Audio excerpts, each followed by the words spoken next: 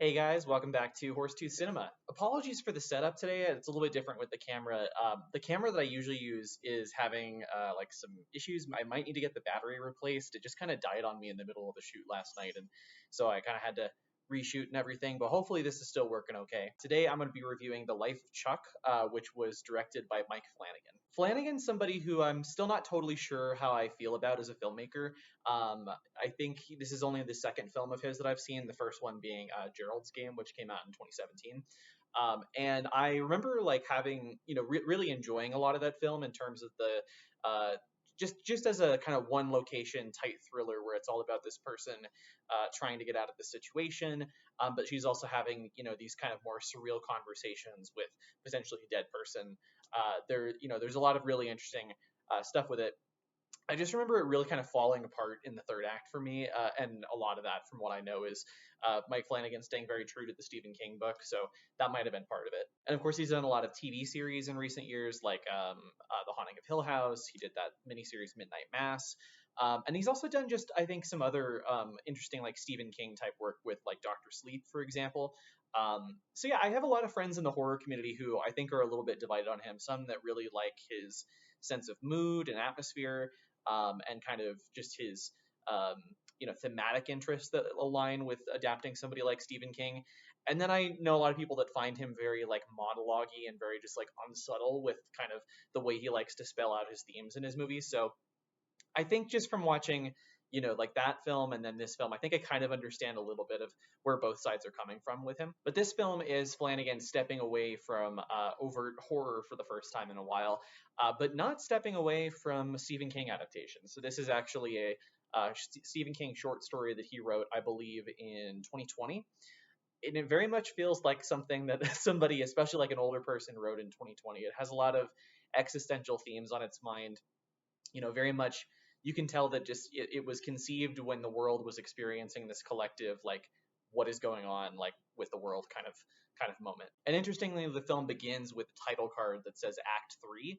So it very much from the get-go sets you up with for this idea that this is going to be kind of a memento situation in which the story is going to play in reverse or something to that effect. What follows is a sequence following Chiwetel Ejiofor's character, who is starting to reconnect with various people in his life as the world seems to be coming to an end. There's lots of infrastructure failures and natural disasters happening that really has everybody worried. But interestingly, he keeps seeing these random advertisements, these billboards, these radio ads for this man named Chuck that just say, "Thanks for 39 great years." And he and everybody else in this world, in addition to kind of experiencing all this strange tragedy around them, are trying to figure out what's going on with these advertisements. I have to admit, I wasn't fully on board with the film when this early section was playing out. I think there's sections of it that are really poignant for sure. Like I like the part where his ex-wife calls him and they're having, she's just kind of like spilling her guts on all these existential thoughts she's having and all these worries she has about the world. And he basically recites, or not recites, but sort of paraphrases this Carl Sagan quote about how old the universe is and how kind of brief humanity's experience is within that time frame. So there were things like that were interesting. It's just, I don't know, if I did feel like some of it was really on the nose and kind of easy. I think sometimes there's maybe there's a little bit of humor that I kind of liked in the moment, but I wasn't really sure what it did thematically. Like there's a guy who, with all these infrastructure failures, he's really worried about the collapse of Pornhub, for example. And also like the conversation with Matthew Lillard. I just, I get the point of it, but again, I kind of think it was pretty heavy-handed and a little bit on the nose with what it was doing. And it wasn't to the level of like, I don't know, like Don't Look Up, like something that's come out recently that's just been like so unsubtle and kind of shallow with its satire. But I was thinking like, this is a little bit shallow. Like what other ideas can we unpack here? I just wanted a little bit more. But luckily about 40 minutes in, Act 3 abruptly ends and Act 2 begins. And you start to see what the film is, and it takes a completely different direction that I think really works for it. I'm going to have to get into spoiler territory a little bit here, so if you really don't want to know anything about, kind of where this film goes, I'll put a little kind of description here, or you can just click off the video, because I think a lot of the review is going to touch on it. But essentially, this first, this Act 3 that we've been experiencing about these natural disasters and all that, it was actually taking place in this character Chuck's head.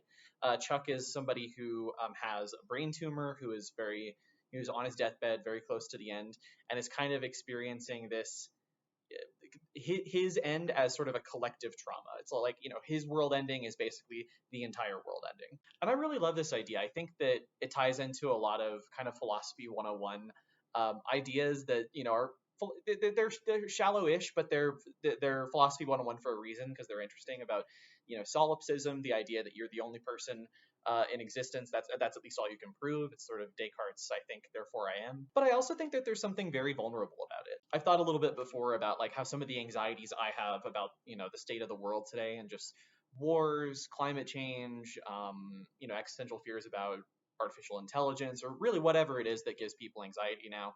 Um, for myself, I find I often connect it together to anxieties I've had that are seemingly more personal. So, I used to really, I still get this from time to time, but I used to really have a lot of like health anxiety, and like worried that these little symptoms I were having here were, something much bigger and worse than they are. And I think that that kind of stems from, again, this very personal existential fear. And I think that we often connect that to the broader world. So I think it's an interesting point to make. And again, I think the shift is just done really well in how it transitions. And with this shift in plot and in subject matter, you also get a really interesting shift tonally.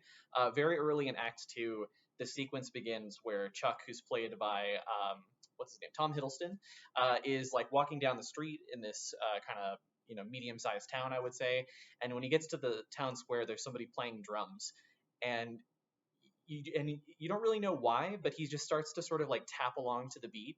And then he just starts dancing, and he breaks out, and eventually the whole thing turns into this like Gene Kelly era musical number with just the drum beat. There's no like score or anything, and it's between, Tom Hiddleston and this woman who gets involved, and they dance together, and then kind of the entire town, people in the square start participating. It's just like, it's probably my favorite scene I've seen in a movie this year.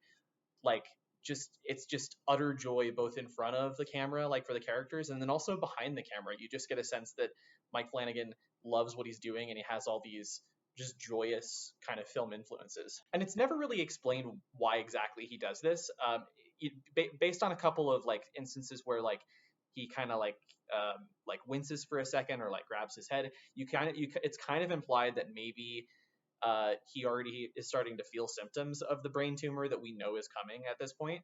And maybe this is sort of sort of self-expression of wanting to avoid, thinking about that, or just some sort of, you know, um, some sort of expression of how great life is, and wanting to cling on to that. Or you could also read it as just kind of this random abstract expression of happiness. But in either case, I just think it's such a beautiful idea. And finally, after this section, which doesn't last very long in comparison to the other two, it transitions to Act 1, which is mostly takes place in Chuck's childhood. And I would say this section is very typical of like Stephen King coming of age stories. I was thinking a lot about Stand By Me for sure during this part. You have this kid dealing with crushes, bullies, family tragedy, all of this stuff in between. And of course, you have the speeches by the wise old man, the sort of father figure, who in this case is the kid's grandfather, played by Mark Hamill. I love his performance in this. I mean, I think there's a lot of Stephen King like written into this character generally. I mean, Stephen King has talked about his struggles with alcoholism. You definitely see that with this character. But kind of much in the way that in the novel of The Shining, he kind of has to redeem this character a little bit. Though this Mark Hamill character has flaws, he is also, like I said, he's very much like an old wise man sort of figure, and gives the kid a lot of good advice. There's a lot of really good kind of speeches that I think work well for a coming of age movie. And there's also a lot of moments in this section which tie into things that you've seen in the previous sections, either lines of dialogue that from the Act 3 early section of the movie, or it connects to dance. Basically, the kid starts taking dance classes and kind of gets more socially involved that way. So it's kind of cool to see how like different motifs and elements of the story sort of progress in reverse. And even though I was really enjoying this section, I think I started to wonder at a certain point how this is all going to coalesce together, because even though that I mentioned like those motifs and everything, I think I just wanted a little bit more like thematic glue to have it wrap all together. which eventually it does. It's the very last scene of the film. And I won't totally spoil what it is if you haven't seen the film yet, but let's just say it has to do with the secret that's in the attic of Chuck's grandfather. And I think what that leads to is this really unexpected touch of magical realism to kind of tie in, a lot of the film's existential themes together. I mean, the ideas of like, how do you go on when death is certain? How do you factor that into the decisions you make and how you live your life? And the film's conclusion that it sort of reaches on that, I think, is, you could call it corny or even like simple minded, but I do think that is kind of the simple truth to happiness, is the idea of, kind of accepting mortality and accepting that you're going to live in the moment, and that's really just the best that you can do.